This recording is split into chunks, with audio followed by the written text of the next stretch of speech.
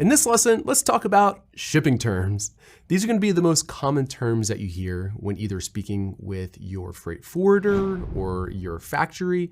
And this not only will give you an understanding of what they all mean, but it's also good to be knowledgeable when discussing options with your supplier or your freight forwarder. There are a lot of different terms and acronyms that are used, but these are the important ones that you need to know before you get started. A lot of these terms relate to topics I'll cover in the rest of the videos in this module. This is a great video to refer back to if you're still unsure about what the different terms mean. We're going to talk about two different Incoterms. Now, if you look up Incoterms on Google, you'll probably find a chart that has like a dozen different Incoterms. However, the two that are commonly used are going to be FOB and EXW. This essentially designates who's responsible for the goods at which stage of their transport. The terms also designate who will pay certain fees, which has implications on your total freight costs. These terms come into play when you're discussing quotes and terms for your order with your supplier. Let's start with the Incoterm EXW, because it's a little bit easier to understand. EXW stands for Ex Works. What this means is the supplier does not have any shipping responsibility beyond providing the needed documents and making sure the goods are ready to be picked up from their warehouse at agreed upon date and time. You, as the buyer, will bear all the responsibility for the shipping process.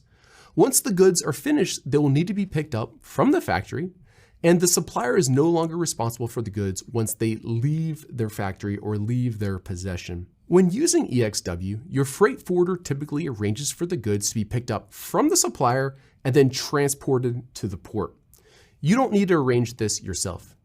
EXW quotes are going to be less expensive than FOB quotes since there's no extra responsibility to transport the goods to the port. Now, the other most common Incoterm is FOB, and this is the most popular Incoterm in general. This stands for free on board. FOB means the supplier is responsible for transporting the goods from their factory to the port. It's called FOB or free on board because free indicates that the supplier is free of responsibility once the goods are on board the vessel to transport the goods to you. Since the supplier is responsible for the goods until they're on board the vessel, this means the supplier is also responsible for paying certain export taxes, license fees, or anything else at the port. As a result, this is why FOB quotes are usually going to be a little bit higher price than EXW quotes. Quick tip for you guys, I actually like to ask for the quote from my factory in both EXW and FOB terms. Then what you can do is you can ask for a shipping quote from your freight forwarder for both EXW and FOB options, which just means that they would have to pick them up from the factory or from the port. And then you can do the math to see which one ends up being cheaper. Let's now talk about two different acronyms that you'll commonly hear used when speaking about duties. These are DDP and DDU. DDU stands for Delivery Duty Unpaid, and that means that you, as the buyer, are responsible for paying the duties once the goods arrive in the country. This will be handled through your freight forwarder or customs broker typically. Often, your freight forwarder pays the duties on your behalf and you pay the duties to your freight forwarder, which is included in your final invoice for their services. Your goods won't be released from customs until the duties are paid.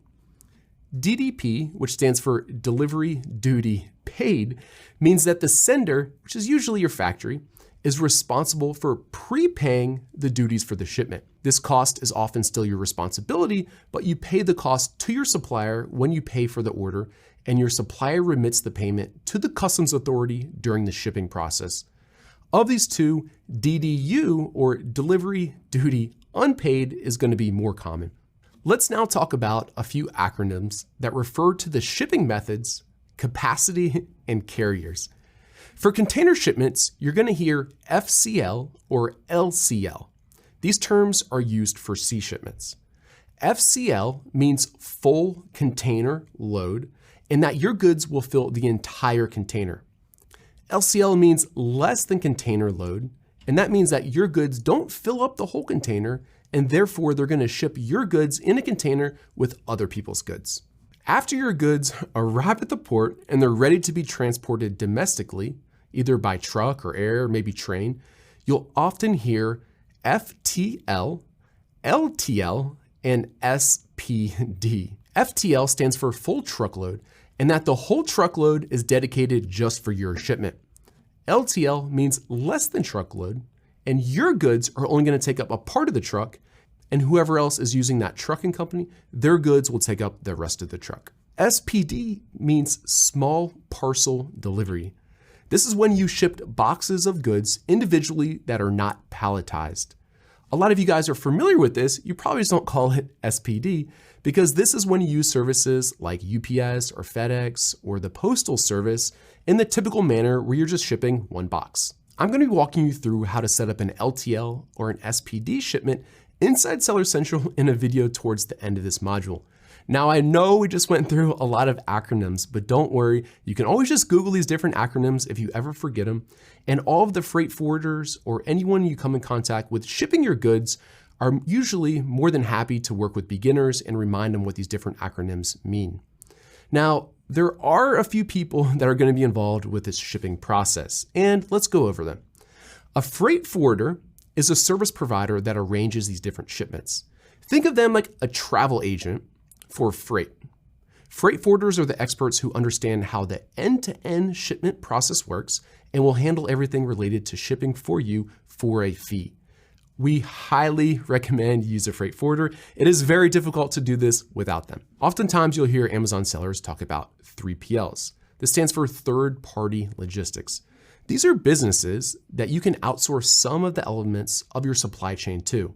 What's most common here is hiring 3PLs to provide storage or reshipping to Amazon, or taking the boxes out of the containers and putting them onto pallets, or repackaging or doing some of the prep. You'll also hear the term customs broker.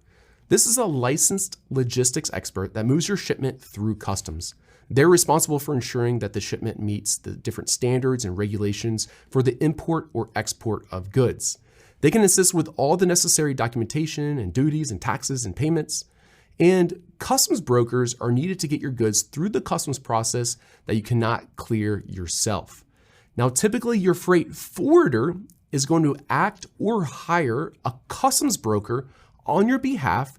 So this typically isn't something that an Amazon seller would have to worry about or have to hire, but you will hear the term customs broker often. Now let's talk about a consignee and a consignor. Those are kind of weird words, aren't they? I might not even be saying them right, I don't know. But a consignee is the importer of record for your shipment. They are also usually responsible for paying the duties and any additional freight charges. This is typically going to be you or your company. Now, the consignor is the exporter of record for your shipment. This typically is going to be your supplier. Now, if you're already not confused enough, let's move on to some of the lingo that you'll commonly hear people in this industry speak about when we're referring to the different pieces of documentation. We have some example documents that we'll try to include in the resources below. A BOL is a bill of lading. The bill of lading is the master document used for just about everything involved in the shipping process, but mainly serves as a proof of the ownership of your goods. A CI, or a commercial invoice, is the legal document between the supplier and the customer, so your factory and you, that clearly describes the goods that are being sold and the value of the goods at cost. Essentially, how much you pay your supplier for the goods. They're also going to include the appropriate HS code, which we'll talk about more in a little bit, that corresponds with your respective goods. The commercial invoice is the one main document used by customs in determining your customs duties. A PL, or a packing list, is going to be a document that shows how the goods were packed for inspection or shipping purposes. You can kind of think of it like a checklist for the shipment. Now let's talk about HS or HTS codes. This stands for Harmonized System or Harmonized Tariff Schedule. This is a list that's developed by the World Customs Organization that outlines the codes used to classify and define all internationally traded goods. Now, essentially what this is just going to be a number that describes your goods that lets customs know how much they should be taxed or tariffed. You'll likely hear both of these terms used interchangeably, both HS or HTS, but they essentially mean the same thing.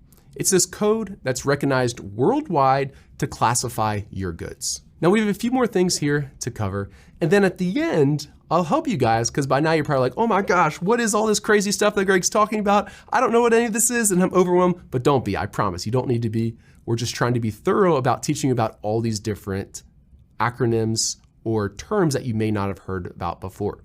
So duty, or the customs duty rate, is going to be the tariff or tax imposed on your goods when they're transported across international borders. Okay, so when you import something from a different country, your country may charge a certain tax or a duty on those goods. Lastly, let's talk about customs bonds. This is needed in the US and most other countries to import goods. In the US, you have a choice of either a single bond or an annual bond. A single bond only covers this one shipment, and typically, if you're doing 3 or 4 or 5 shipments per year, it makes sense to actually just get an annual bond, since they're typically 3 to 5 times the price of the single bond. When you're just starting out and you're trying to save money, feel free to get a single bond, but over time, if you start to take this business seriously and are doing lots of imports, an annual bond is going to make more sense. By now, you've probably heard a lot of these different acronyms. You think they're a little bit crazy. You're probably feeling overwhelmed and thinking, wow, international shipping is very difficult. But the truth of the matter is, by hiring a freight forwarder, they're essentially going to handle all these different items on your behalf and help hold your hand through the process. Most of this stuff you actually don't really need to know. We just want to educate you guys so that you feel better about speaking with the freight forwarder. But like I said, you typically just hire a freight forwarder. They handle a lot of this stuff for you, but you're going to hear them using a lot of these different terms. So now that you know the basic terms that are used during the shipping process, we'll move on to discuss the ins and outs of freight forwarders, custom brokers, and 3PLs.